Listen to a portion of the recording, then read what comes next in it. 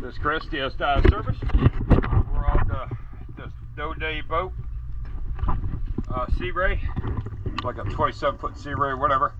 From what I just seen, I think this is going to be a early boat. But hey, let's go take a look.